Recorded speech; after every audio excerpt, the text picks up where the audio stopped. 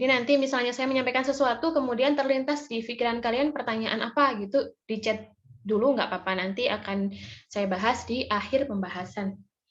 Nah, akhir ini maksudnya akhir materi. Itu saya share screen dulu ya.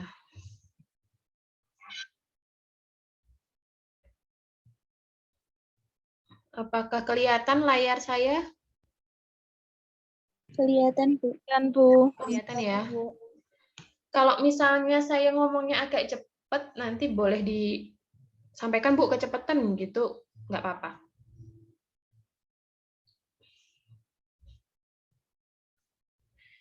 Ini sebenarnya udah ada di ini sih, di e-learning. Ini saya menjelaskan supaya kalian lebih ngeh aja.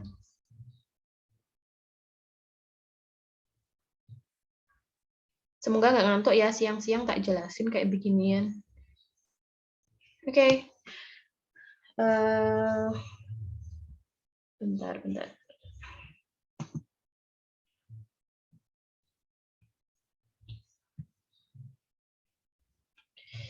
Ya, bismillahirrahmanirrahim. Pada siang hari ini saya mau menyampaikan sedikit tentang kurikulum. Kurikulum itu apa, seperti apa, bentuknya kayak gimana, sering terdengar tapi nggak ngerti bentuknya kayak apa gitu kan. Nah, itu makanya saya memberikan gambaran gimana sih, seperti apa sih itu kurikulum, nah, kayak gitu. Materi ini baru ya, seperti yang saya sampaikan tadi, baru bagi kalian, mungkin sebelumnya cuma sering dengar istilah kurikulum, tapi nggak paham sebenarnya apa dan kayak gimana. Nah, ini akan kita pelajari selama 1 semester. Nanti juga mungkin di semester ini atau semester depan, kalian akan lebih sering ketemu dengan mata kuliah baru, seperti perencanaan pembelajaran, nanti manajemen sekolah juga ada lagi pembelajaran matematika, pembelajaran IPA, pembelajaran bahasa, pembelajaran IPS, dan semuanya pembelajaran. Nah, itu sangat berkaitan juga dengan kurikulum. Gitu. Jadi kalau kalian nggak paham kurikulum, nanti susah juga untuk ke mata kuliah pembelajaran. Seperti itu ya. Jadi ini diperhatikan, kalau memang butuh mau dicatat, ya silakan dicatat. Disesuaikan saja dengan gaya belajar kalian. Nah, berikutnya pengertian kurikulum. Sebenarnya ada banyak pengertian dari kurikulum ini menurut beberapa ahli. Ada banyak ahli yang mendefinisikan kurikulum. Nah, saya hanya mengambil beberapa definisi yang menurut saya mudah untuk dipahami. Gitu. Jadi yang bahasanya agak belibet, agak sulit, nggak saya masukkan atau nggak saya bahas. Nah, kurikulum itu bisa dikatakan sebagai sejumlah mata pelajaran yang harus ditempuh oleh seorang siswa dari awal sampai akhir program pembelajaran untuk memperoleh penghargaan dalam bentuk ijazah. Jadi ada 2 hal yang perlu digarisbawahi di sini, bahwa suatu kurikulum itu harusnya memuat mata pelajaran dan kelak akan menghasilkan sesuatu. Nah, hasilnya itu ya salah satunya ijazah gitu sebagai output. Seperti itu ya, itu pengertian kurikulum secara umum. Ada juga yang mendefinisikan kurikulum secara konseptual yang diklasifikasikan menjadi 3 dimensi.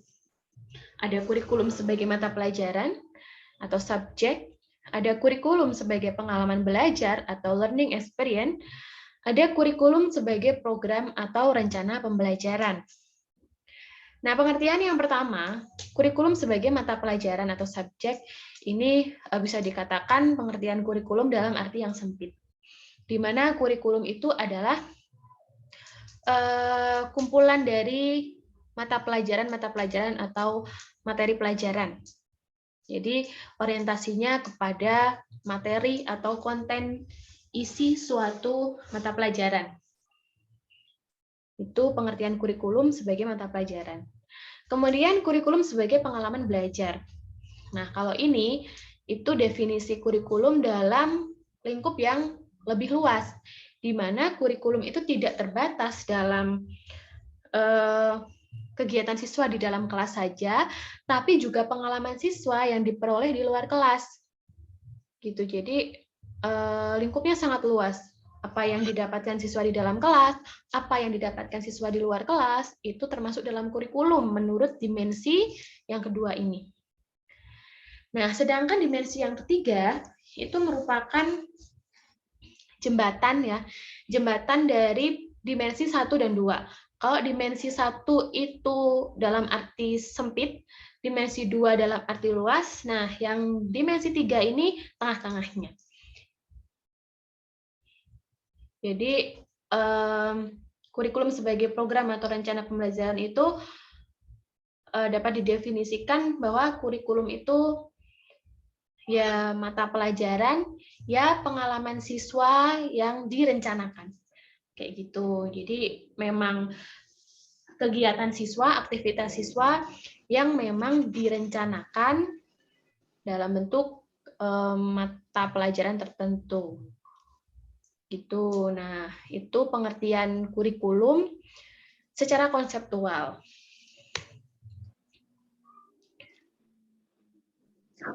Berikutnya ada lagi dimensi kurikulum yang lain. Kalau tadi ada 3 dimensi, ya ini 4. Yang pertama, kurikulum sebagai ide atau gagasan. Yang kedua, kurikulum sebagai rencana tertulis. Terus, kurikulum sebagai implementasi atau proses. Kemudian, kurikulum sebagai output atau hasil.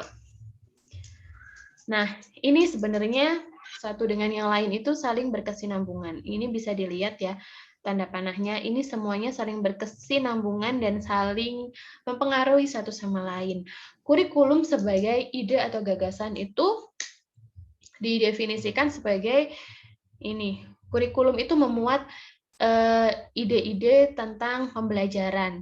Gitu. Di situ ada tujuan pembelajaran, indikator pembelajaran, apa yang ingin dicapai dalam pembelajaran. Nah, itu kurikulum sebagai ide atau gagasan. Nah, kemudian kurikulum sebagai rencana tertulis itu begini. Tadi kan udah ada idenya nih. Udah ada ide tujuan, indikator, kemudian apa yang ingin dituju, apa yang ingin dicapai. Nah, itu kemudian didokumentasikan dalam bentuk tertulis. Entah dalam bentuk perencanaan pembelajaran, entah dalam bentuk program tahunan, program semester. Nah, itu masuknya di kurikulum sebagai rencana tertulis. Kemudian, kurikulum sebagai implementasi atau proses pembelajaran. Itu kurikulum didefinisikan sebagai penerapan dari rencana tertulis yang sudah ada gitu. Jadi kan tadi baru gagasan nih, kemudian gagasan itu tertulis. Nah, yang tertulis itu diaplikasikan. Nah, itu masuknya di implementasi kurikulum sebagai implementasi proses pembelajaran. Nah, setelah aplikatifnya, berikutnya ada kurikulum sebagai output atau hasil. Kurikulum sebagai output atau hasil ini digunakan sebagai sarana untuk mengevaluasi atau melakukan penilaian sejauh mana kurikulum itu berjalan, sekaligus refleksi dan umpan balik. Gitu. Karena dalam pendidikan itu hal yang paling penting, salah satu hal yang paling penting adalah melakukan refleksi supaya pembelajaran itu bisa terus membaik untuk selanjutnya. Ya, itu dimensi kurikulum menurut Hasan di sini jadi 4 dimensi.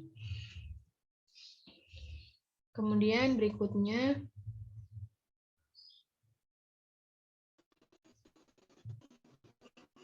fungsi kurikulum. Nah, fungsi kurikulum ini saya mengambil yang saya jelaskan yang 6 fungsi.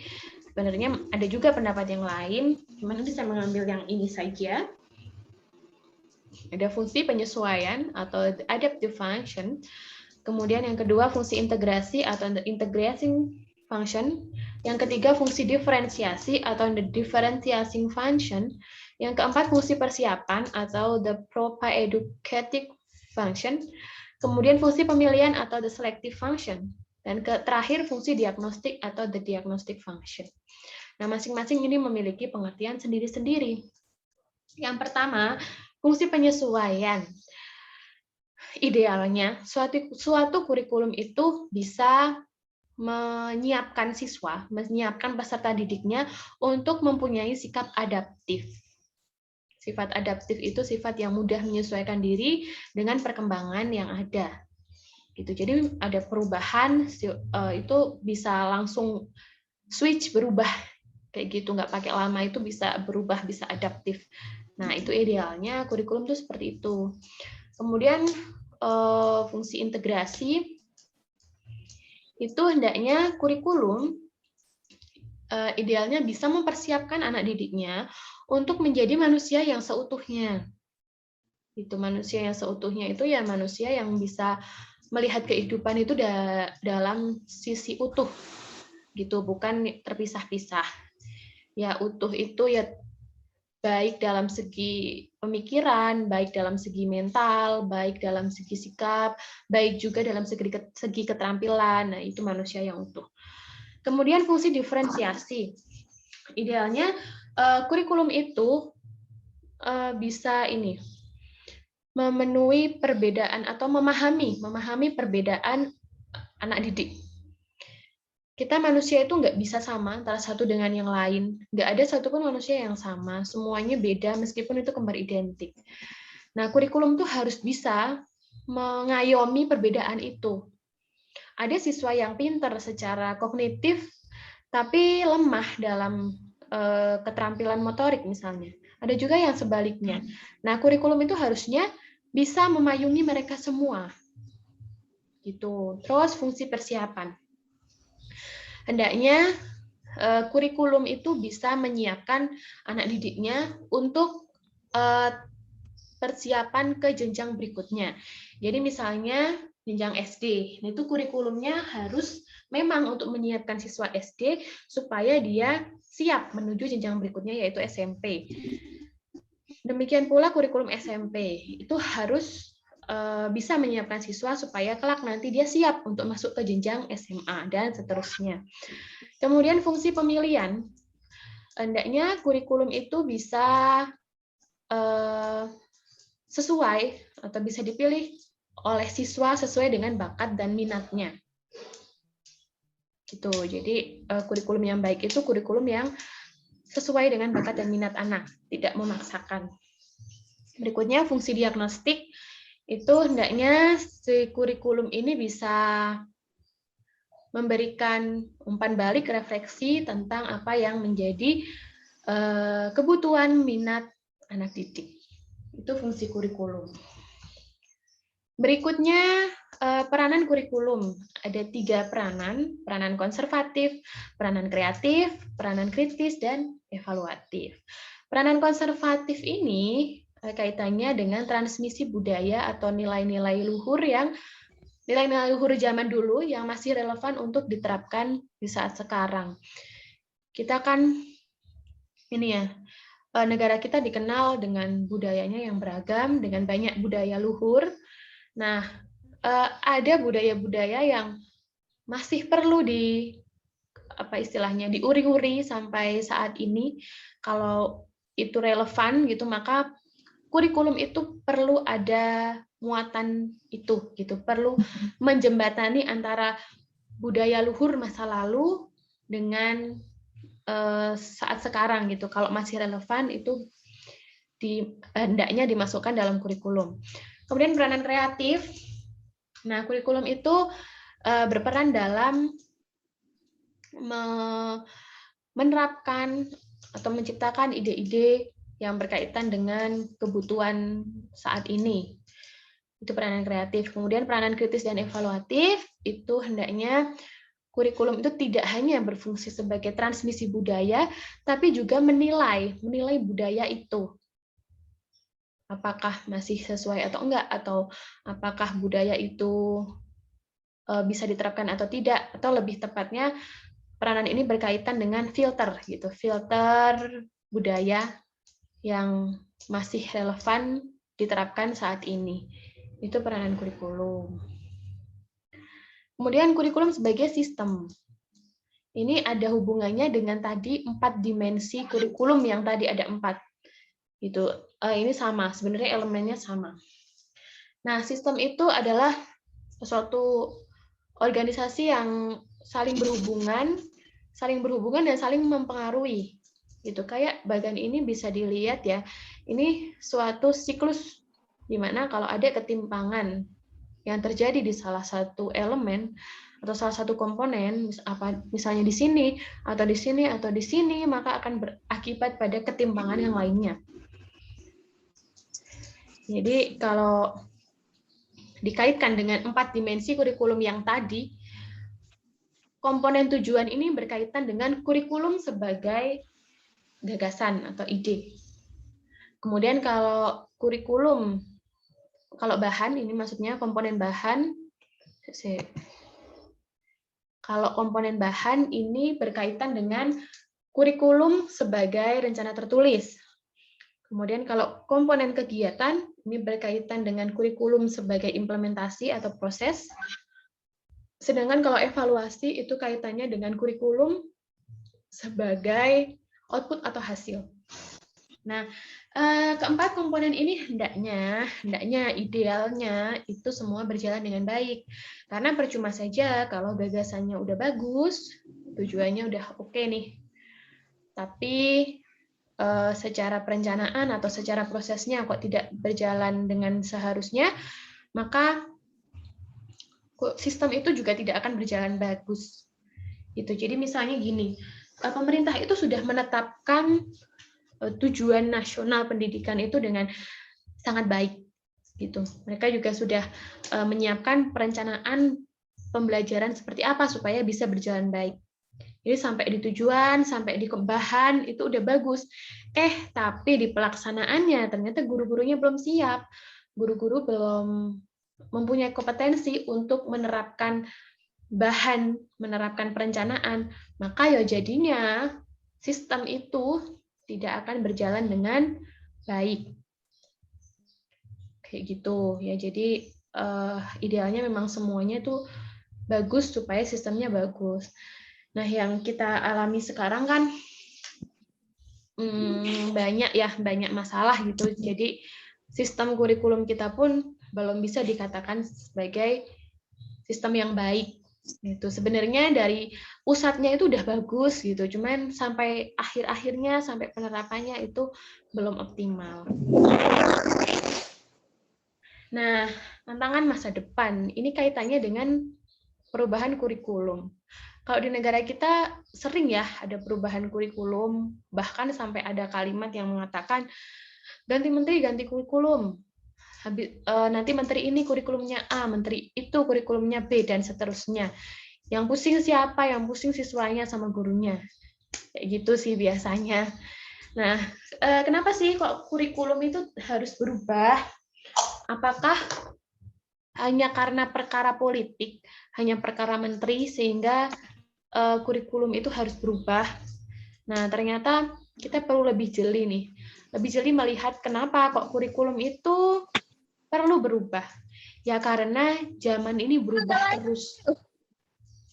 Zaman ini berubah terus dan sangat cepat perubahannya akhir-akhir ini. Gitu. Jadi kalau kurikulum tidak ikut berubah, maka jadul, ketinggalan zaman.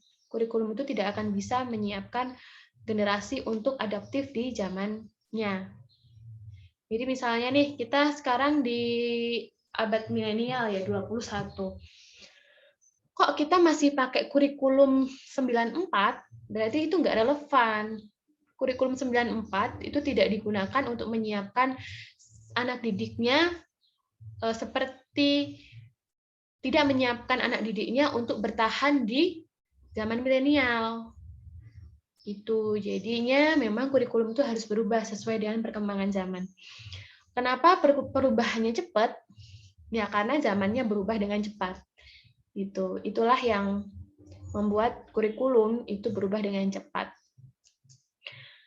Nah, tantangan masa depan itu, kenapa kok kurikulum itu juga harus segera berubah dan cepat berubahnya? Karena kita menghadapi tantangan-tantangan ini. Setidaknya ada 10 tantangan yang disampaikan oleh Wakil Menteri Pendidikan dan Kebudayaan tahun 2014 lalu ya. Yang pertama adalah globalisasi. Nah, globalisasi ini sangat terasa ketika sejak tahun 2000-an. Bahkan ini sudah masuk di materi SD kelas 6, globalisasi. Di mana dulu saya SD tahun 2004 itu belum ada pembahasan globalisasi di sekolah dasar. Nah, sekarang kelas 6 itu udah ada pembahasan tentang globalisasi. Jadi globalisasi itu memang sekarang dialami oleh semua negara. Apalagi negara kita itu letaknya strategis di antara dua benua, di antara dua samudra, sehingga negara lain itu bisa dengan mudah masuk ke negara kita, entah membawa dampak positif atau negatif. Negara lain juga mudah untuk melakukan investasi asing di negara kita, jadinya sangat riskan terjadi ketahanan nasionalnya itu bisa lemah, itu riskan. Itu globalisasi. Kemudian masalah lingkungan hidup. Ini juga dihadapi oleh kita, terutama negara kita ya. Semakin tahun itu masalah lingkungan semakin parah gitu. Jadi entah dari penebangan hutan, entah dari eksploitasi laut, entah dari penumpukan sampah plastik, itu semakin meningkat dari tahun ke tahun. Bahkan kemarin beberapa hari yang lalu kayaknya di Instagram itu sedang banyak petisi-petisi yang berkaitan dengan mural gitu. Jadi itu digambarkan hutan Papua dalam kondisi yang sangat memprihatinkan, dieksploitasi besar-besaran, dan menyedihkan sih itu kalau melihat, itu eman sekali. Jadi keanekaragaman hayatinya semakin menipis. Kemudian kemajuan teknologi informasi. Ini juga berkembang sangat cepat. 10 tahun yang lalu, tahun 2010, saya kuliah itu masih pakai warnet gitu. Jadi kalau butuh internet, butuh cari bahan, butuh ngisi jadwal kuliah, itu harus ke warnet. Dan warnet itu ramai di tahun itu, 2010. Kemudian seiring berjalannya waktu, internet itu semakin mudah didapatkan dan murah. Bahkan saat ini itu pembelajaran bisa dilakukan seperti ini. Dulu sama sekali nggak terbayang akan bisa belajar jarak jauh, bisa melihat wajah meski jarak jauh, itu nggak kepikiran di 10 tahun yang lalu. Konvergensi, kemudian yang keempat, konvergensi ilmu dan teknologi. Ini ada kaitannya juga dengan yang ketiga ya, di mana ilmu dan teknologi memang saat ini sangat cepat berkembang, terutama di negara-negara maju. Kemudian ekonomi berbasis pengetahuan, pertumbuhan ekonomi di beberapa negara juga mengalami kemajuan yang pesat, termasuk persaingannya. Gitu. Jadi negara-negara yang bisa bertahan atau bisa bersaing secara ekonomi itu biasanya akan lebih mudah mencapai tujuannya daripada negara-negara yang tidak bisa bersaing secara ekonomi. Kemudian kebangkitan industri kreatif dan budaya. Nah, ini kelihatan banget di negara kita, di mana sekarang banyak hal-hal kreatif yang diciptakan oleh anak-anak bangsa. Bisa dari sudut pandang apa saja sih, bisa dari segi apa saja, tapi ini mulai banyak dilirik ya, kerjaan-kerjaan yang berkaitan dengan industri kreatif itu yang paling banyak laku untuk akhir-akhir ini. Terus pergeseran kekuatan ekonomi dunia. Ya, dulu kita mengenal negara Amerika sebagai negara adidaya, adikuasa gitu ya. Nah, sekarang sepertinya itu sudah mulai bergeser menjadi negara Cina yang menguasai ekonomi dunia. Terus berikutnya pengaruh dan imbas teknosains, ini juga tadi berhubungan dengan teknologi, di mana negara-negara maju itu berlomba-lomba untuk menciptakan inovasi-inovasi teknologi yang terbaru. Mereka berusaha mencari pembaharuan teknologi setiap saat. Terus yang ke-9, mutu, investasi, dan transformasi pada sektor pendidikan. Semakin hari semakin ke depan itu mutu pendidikan, kualitas manusia itu semakin meningkat. Gitu. Jadi itu juga perlu difikirkan Karena semakin ke sana semakin tahun itu tuntutan hidup itu semakin tinggi. Berikutnya materi TIMSS dan PISA. Nah, TIMSS dan PISA itu apa? TIMSS dan PISA itu badan survei internasional. Kalau TIMSS itu mengukur kemampuan matematika, kalau PISA itu mengukur literasi. Literasi sains, literasi numerasi, dan literasi baca. Gitu. Nah, berdasarkan hasil survei dari TIMSS dan PISA, Indonesia itu pasti menduduki peringkat 2, 3, 4 dari bawah. Gitu. Jadi selama belasan tahun belum pernah Indonesia kok melampaui rata-rata. Pasti di bawah rata-rata dan rankingnya itu pasti di bawah. Misalnya ada 70 negara yang ikut, maka Indonesia itu ada di ranking 67, 68, kayak gitu. Dan itu miris sekali sampai tahun 2020 terakhir kemarin, itu peringkatnya Indonesia masih saja di peringkat yang sama, belum meningkat. Nah, itu juga jadi PR yang dimasukkan dalam kebutuhan kurikulum.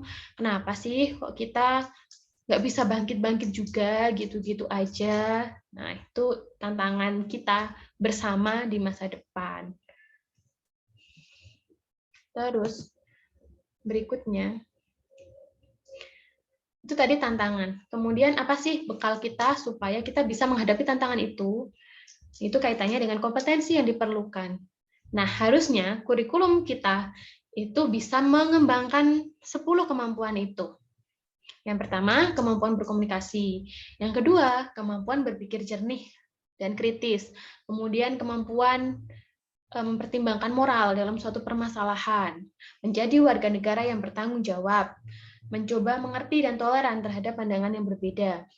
Hidup dalam masyarakat yang mengglobal, minat yang luas dalam kehidupan, siap untuk bekerja, cerdas sesuai dengan bakat dan minatnya, serta mempunyai rasa tanggung jawab terhadap lingkungan.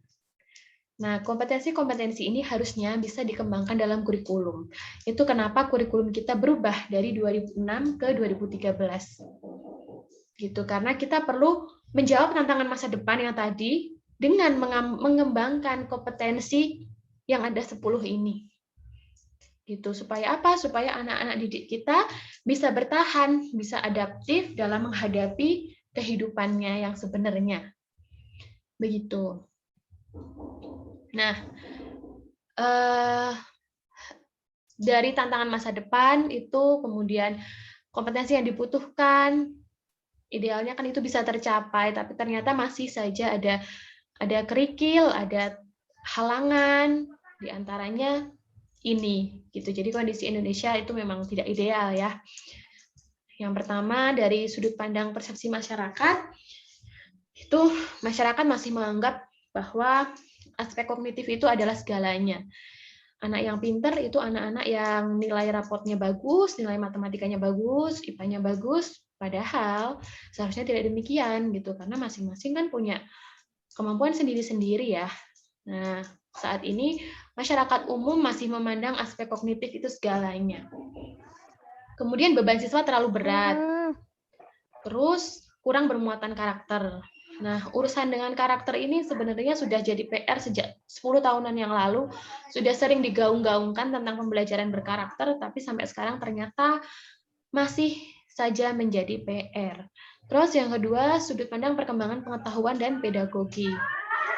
Jadi di negara kita, di Indonesia itu masih pembelajarannya masih belum berbasis kinerja otak, belum juga didasarkan pada psikologi yang benar, kemudian belum mengoptimalkan penerapan discovery learning atau collaborative learning.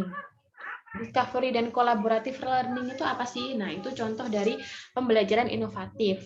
Nanti kalian akan belajar itu di strategi pembelajaran atau mata kuliah metode pembelajaran. Berikutnya, sudut pandang fenomena negatif yang mengemuka. Sampai saat ini, kita masih dihadapkan oleh masalah-masalah yang seperti ini di remaja maupun di anak-anak. Perkelahian pelajar, narkoba, korupsi, plagiarisme, kecurangan, kemudian ada juga pornografi, itu masih saja masih saja ada gitu. Bahkan selama pandemi ini saya pernah baca kasus-kasus pornografi itu semakin meningkat di kalangan anak-anak, di kalangan anak sekolah. Kasus aborsi itu meningkat sekian persen gitu. Berarti kan itu miris ya, menyedihkan kayak gitu. Nah, itu sedikit gambaran kondisi Indonesia saat ini. Itu yang melatar belakangi kenapa sih selalu perlu ada perubahan dalam kurikulum. Karena kondisi kita seperti ini, tantangannya tadi ada 10 kompetensi yang harusnya dimiliki siswa juga ada banyak, makanya itu kurikulum itu selalu diperbarui. Nah, seperti itu harapan saya ketika kalian melihat fenomena yang terjadi dalam arti bentar.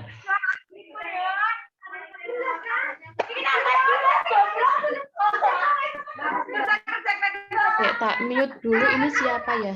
Bentar.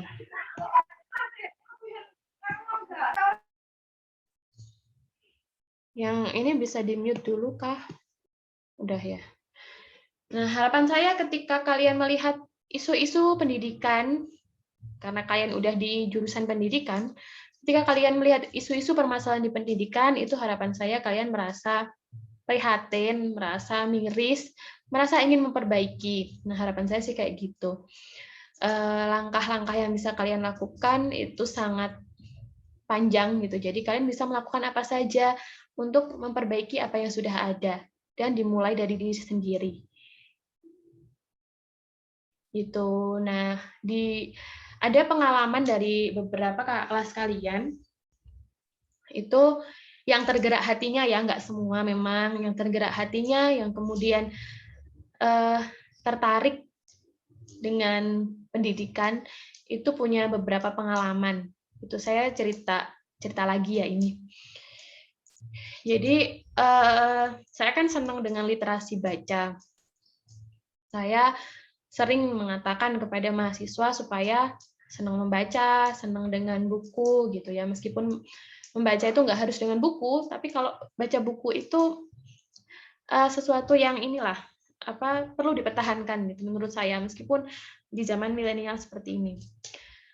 Nah, karena segitu seringnya saya sharing gitu, kemudian mereka juga sering melihat media sosial saya, jadinya ada beberapa yang tertarik terkait literasi membaca. Nah, mereka menerapkan itu di tempat tinggal mereka, ada juga yang menerapkan itu di siswa-siswi mereka ketika PPL. Jadi saya kan senang membacakan nyaring ke anak-anak gitu. Nah, mereka beberapa mahasiswa itu juga jadinya tertarik untuk membacakan nyaring. Nah, mereka menerapkan membacakan nyaring itu di anak-anak yang mereka ampu ketika PPL, dan ternyata itu mendapat respon baik dari mereka dan anak-anak senang. Nah, saya diceritani seperti itu aja saya udah senang. Nah, itu kan jadi salah satu harapan sih bagi saya. Oh, itu bibit yang baik, maksudnya niat yang baik dan udah dilaksanakan. Semoga kelak nanti itu bisa jalan sendiri. Harapannya apa yang saya sudah lakukan itu bisa menular ke mahasiswa-mahasiswa yang lain. Juga ada kemarin mahasiswa, sekarang udah lulus ya, sekarang baru lulus kemarin, itu dia juga tertarik, memiliki minat yang sama dengan saya. Dia mengadakan perpustakaan kecil-kecilan di desanya.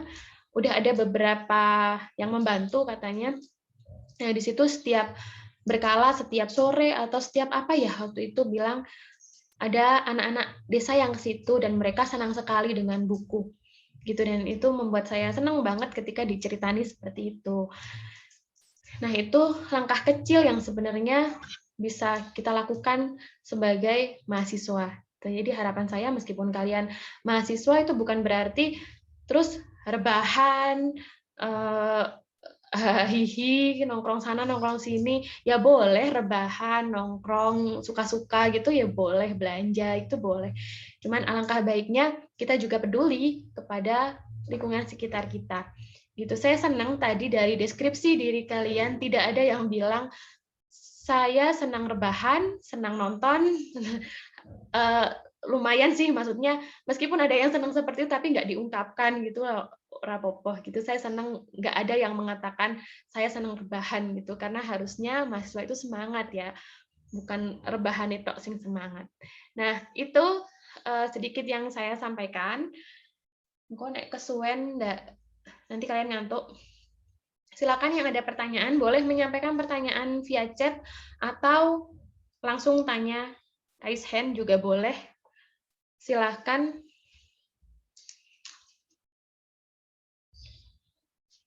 Boleh tanya terkait materi atau di luar materi juga nggak apa-apa, wes.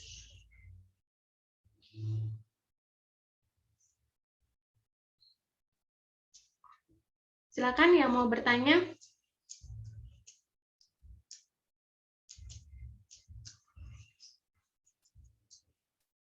Ditunggu pertanyaannya, semoga nggak pada tidur ya.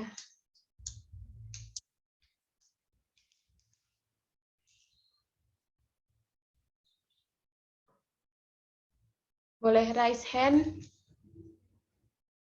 Boleh juga via chat kalau nggak mau bicara. Iya, Bu. Tak kira meh takon cuman iya doang. Ya, silakan ditunggu pertanyaannya.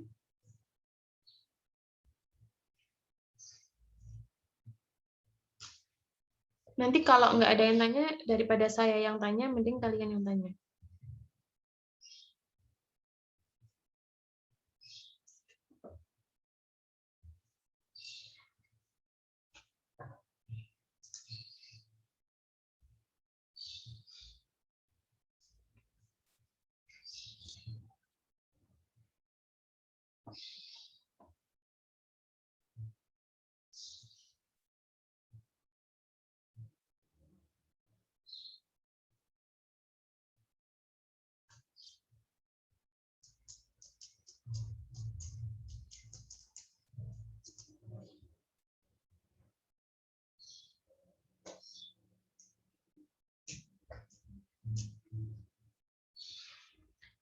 Ayo, masih ditunggu ya.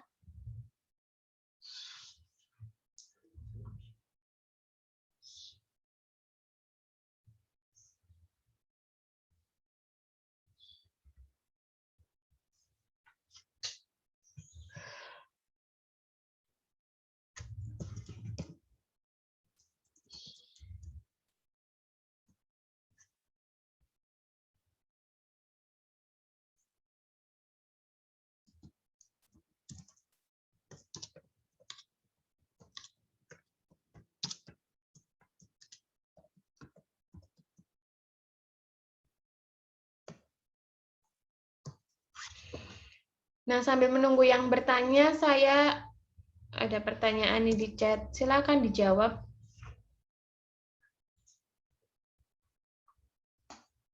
Menurut kalian, kurikulum itu apa gitu? Yang kalian pahami selama beberapa menit ini. Boleh dijawab. Ya. Sambil menunggu pertanyaan, silakan.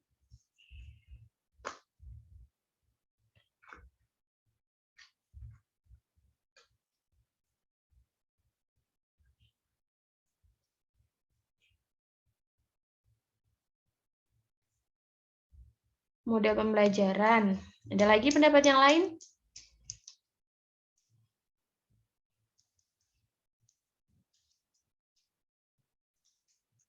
Mau jawab via chat juga boleh.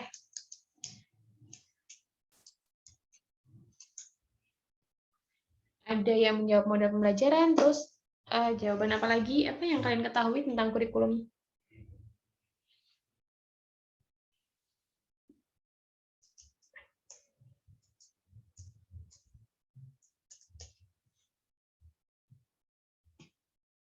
Pegangan untuk menjalani,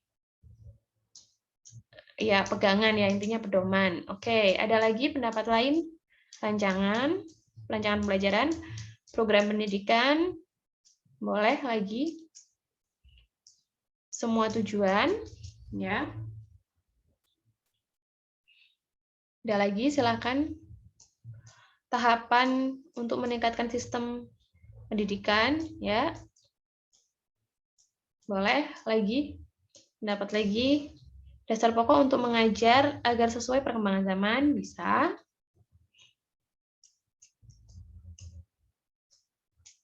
Ada lagi pendapat yang lain? Ngomong juga boleh loh, nggak harus di chat. Rancangan pembelajaran, ya. Mata pelajaran yang ditempuh dari awal sampai akhir, ya bisa. Ada lagi? Rancangan pelajaran yang diberikan kepada peserta dalam satu periode. Oke, bisa. Strategi, ya, masuk. Ada lagi?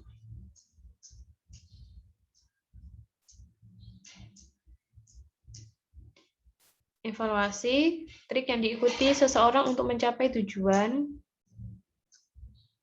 Oke. Ya, dari jawaban kalian, insya Allah masih program pendidikan yang diberikan oleh lembaga.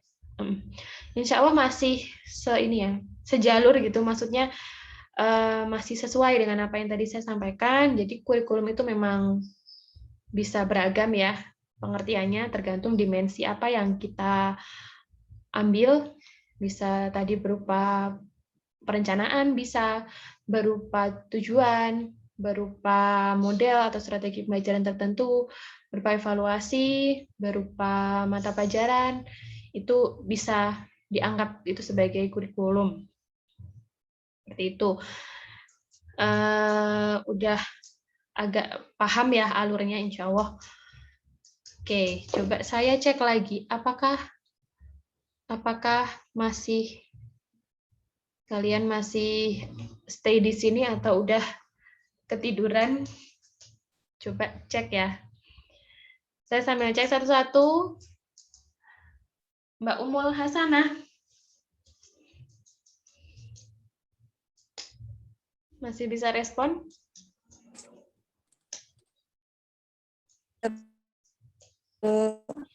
Ya, ada yang mau ditanyakan? Ada, Bu. Ada atau tidak ada?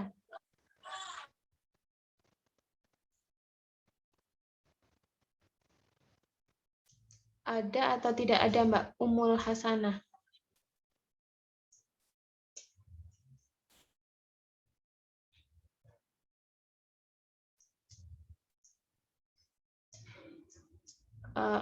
Hilang lagi, hilang. Oke, saya tanya yang lainnya. Mbak Wiwit? Mbak Wiwit masih bisa respon saya? Masih, Bu. Ada pertanyaan? Belum. Belum. Kalau saya tanya bisa jawab? Kenapa sih kurikulum harus berubah? Sesuai dengan perkembangan zaman, ya, Bu. Ya, biar sesuai dengan perkembangan zaman. Oke. Mas Syarif Ridho, masih on? Atau udah ke alam mimpi? Syarif Ridho? Ngilang? Ada? Coba respon bisa atau mendadak hilang nih kata Syarif Ridho? Oke. Ada pertanyaan nggak? Kalau bisa on mic ya on mic nggak apa-apa. Ada yang mau ditanyakan?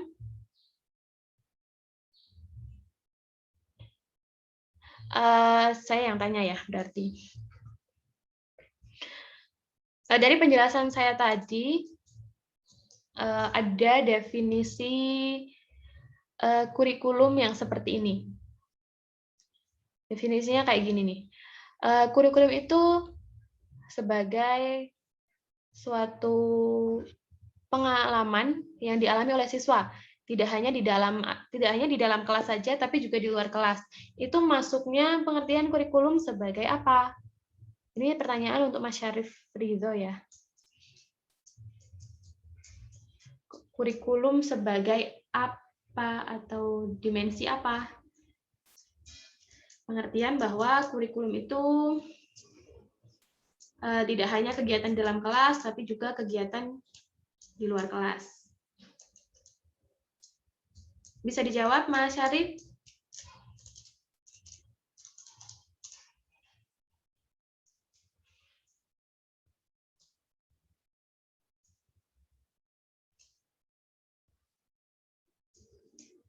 Masih ada apa ngilang nih? Tadi pertanyaannya itu, sinyalnya nggak oke ya. Berarti ini pertanyaan ke semuanya aja ya. Nanti yang bisa jawab boleh jawab. Terutama ke Mas Syarif. Nah, pertanyaannya gini. Definisi kurikulum di mana kurikulum itu tidak hanya kegiatan di dalam kelas, tapi juga pengalaman belajar yang dimiliki oleh siswa di luar kelas.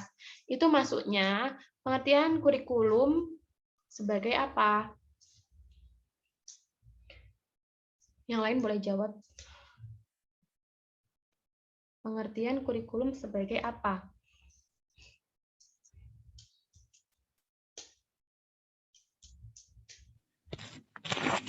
Pengertian kurikulum sebagai pengalaman belajar, Bu. Ya, sebagai pengalaman belajar. Betul. Sebagai learning experience ya. Oke. Baik, apakah tidak ada yang ditanyakan? Benar? Benar sampai sini nggak ada yang ditanyakan? Belum ada, Bu. Belum ya? Semoga nggak tanya itu karena paham ya, semoga. Bukan karena bingung. Harapan saya sih kayak gitu.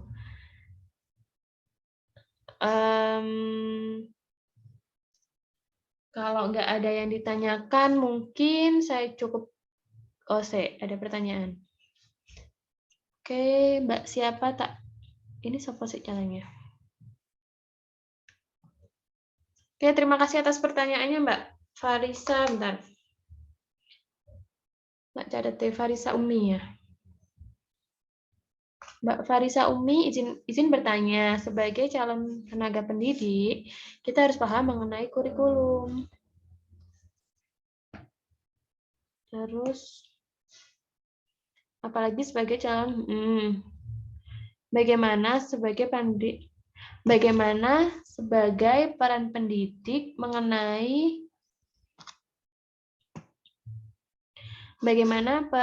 mengenai penerapan dan perkembangan kurikulum. Ini kaitannya dengan gimana yang harusnya kita lakukan gitu ya, Mbak Farisa mungkin ya, maksud pertanyaannya seperti itu kali. Nah, jadi gini, kita kan di sini, kalian ya maksudnya, bukan saya. Jadi sebagai calon guru di MI kelak. Perannya apa sih sebagai kaitannya dengan kurikulum ini? Nah, peran kalian itu adalah nanti ketika sudah di lapangan, itu mengembangkan kurikulum. Karena kurikulum yang ada, kurikulum nasional itu berlaku umum. Jadi itu masih istilahnya general banget, general, umum, dan kalau saya bilang dangkal. Dangkal itu gini, materi-materi di buku siswa itu sangat kecil, sangat sedikit.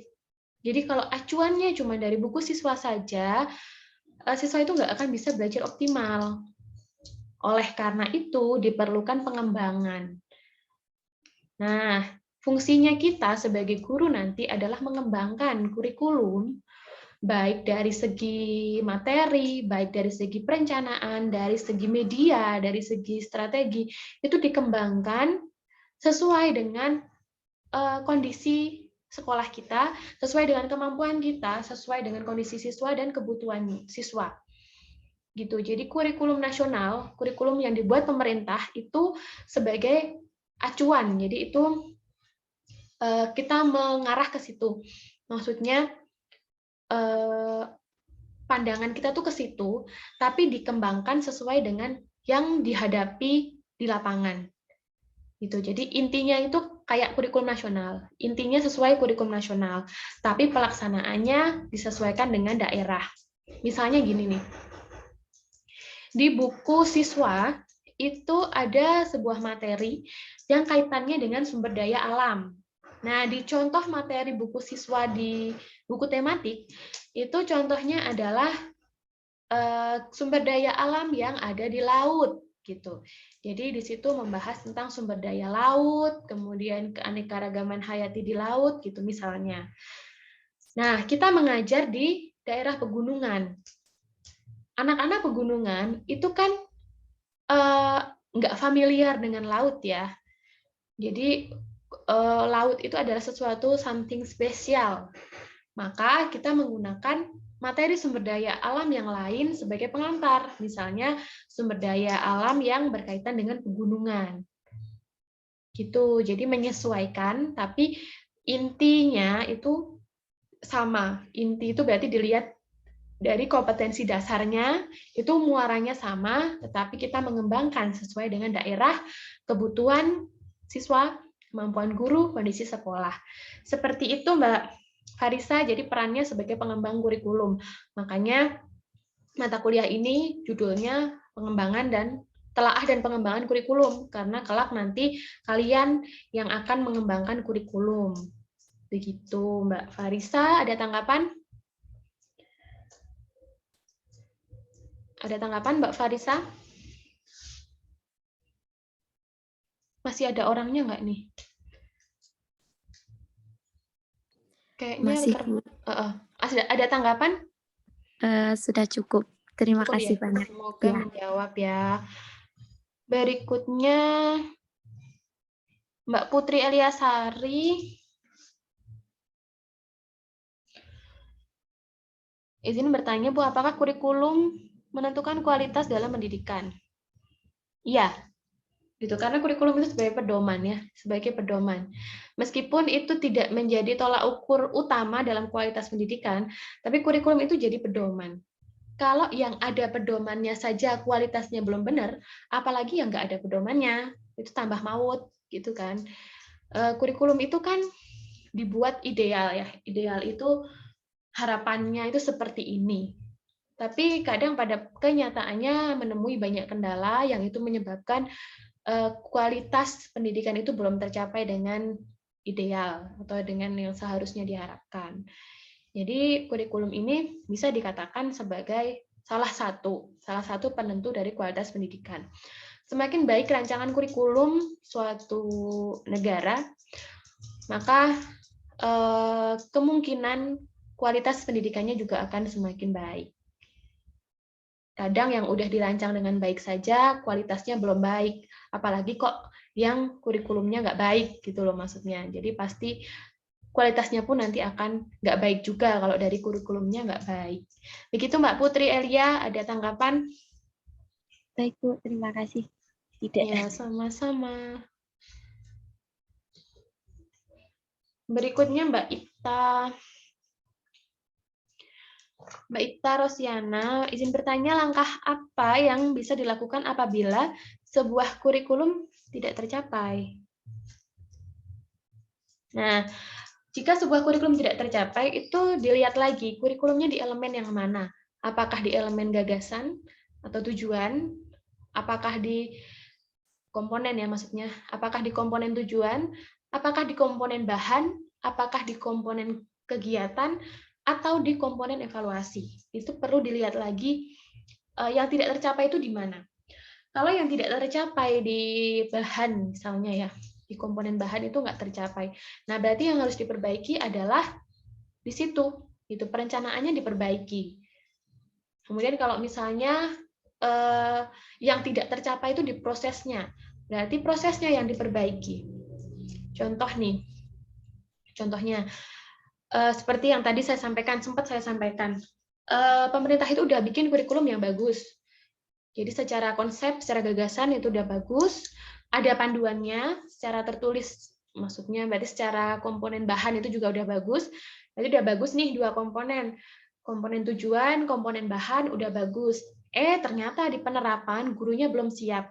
Nah, itu kan berarti ada salah satu yang tidak tercapai kan, yaitu komponen kegiatan. Maka itu perlu diperbaiki. Nah, perbaikannya dengan cara apa? Misalnya dengan mengadakan pendidikan dan latihan untuk guru supaya gurunya lebih profesional. Itu contohnya gitu. Jadi jika ada yang tidak tercapai, yang pertama dilakukan dilihat lagi itu komponen mana yang belum tercapai, kemudian segera diperbaiki, refleksi, kalau memang belum baik lagi, perbaiki lagi, begitu seterusnya. Begitu Mbak Ita, ada tanggapan? Belum, terima kasih. Oke, sama-sama. Berikutnya Mbak Wiwit. Izin bertanya, contoh strategi awal yang bisa kita lakukan untuk menghadapi kurikulum yang berganti-ganti. Ya, strateginya itu kita harus adaptif, gitu. Karena kita bukan pembuat kebijakan. Kurikulum bergonta-ganti itu nggak bisa kita tolak. Karena kan yang membuat itu pemerintah ya, yang membuat pemerintah. Kita itu cuma pelaksana, gitu. Kita cuma pelaksana. Yang bisa kita lakukan hanyalah adaptif dan cepat bergerak gitu. Jadi kalau ada perubahan, terima. Setiap ada perubahan itu diterima, nggak usah diprotes gitu loh. Dilihat lagi, kemudian kita berusaha menerima perubahan itu. Dengan kita menerima perubahan, maka selanjutnya apa-apa yang kita lakukan itu akan lebih mudah. Tapi kalau kita menolak dulu, dalam arti kok ini gonta-ganti terus ya, merasa susah duluan, yang berikut-berikutnya akan susah. Gitu. Jadi strategi pertamanya adalah menerima dulu. Sama dengan ketika kita menemukan suatu masalah. Terima dulu masalah itu. Baru nanti akan bermunculan ide-ide untuk menyelesaikan masalah. Tapi kalau ditolak dulu, kita udah masang tembok dengan penolakan. Selanjutnya maka akan susah. Gitu. Itu Mbak Wiwit. Semoga menjawab. Ada tanggapan? Cukup, Bu. Terima kasih. Cukup ya. Oke, masih adakah pertanyaan? Mungkin enggak ya? Sepertinya sudah terjawab semua.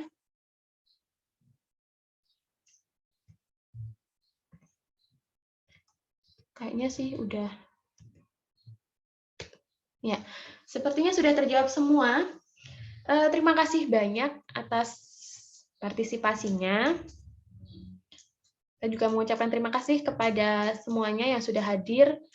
Meskipun mungkin kadang keluar masuk, ada yang dari tadi keluar masuk, nggak apa-apa. Insya Allah ini ada rekamannya, jadi kalau kalian butuh rekamannya, bisa saya share di e-learning, ya rekamannya, supaya kalian bisa mengulang-ulang kalau memang ada yang belum paham. Gitu. Karena salah satu strategi belajar itu ya mengulang-ulang.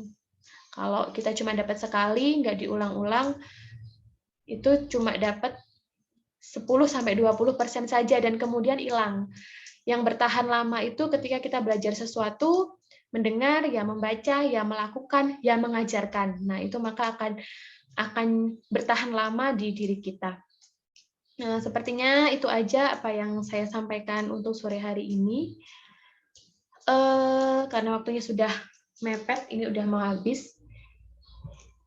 Nanti setelah selesai, kalian bisa mengisi refleksi di sini ya, bentar.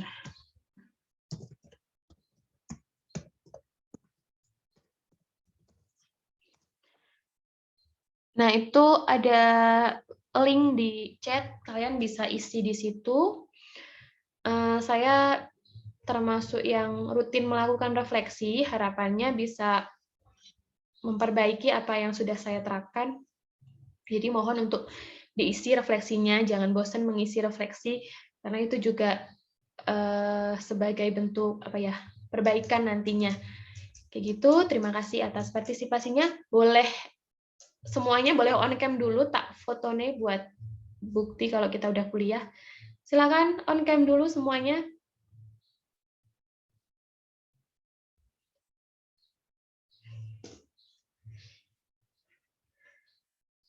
Semoga tadi semuanya mendengarkan ya, nggak ada yang ketiduran ya, semoga. Terima kasih. Ya, ditunggu yang belum on cam ya. Masih ada beberapa yang belum on cam, yang bisa on cam boleh on cam.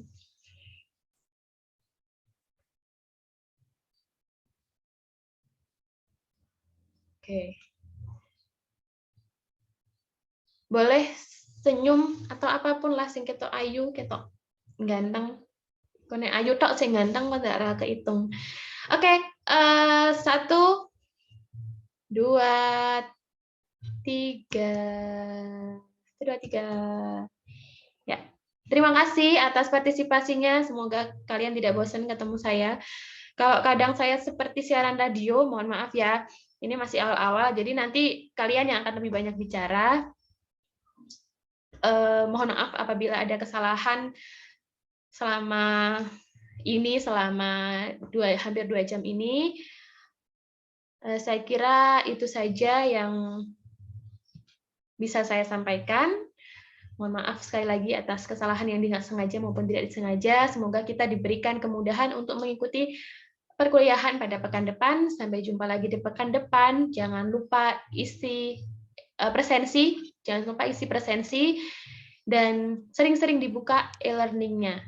Gitu ya. Terima kasih atas partisipasinya. Sampai jumpa minggu depan. Ya, Bu. Assalamualaikum warahmatullahi wabarakatuh. Waalaikumsalam warahmatullahi wabarakatuh. Terima kasih, Ya, Bu. iya, sama-sama.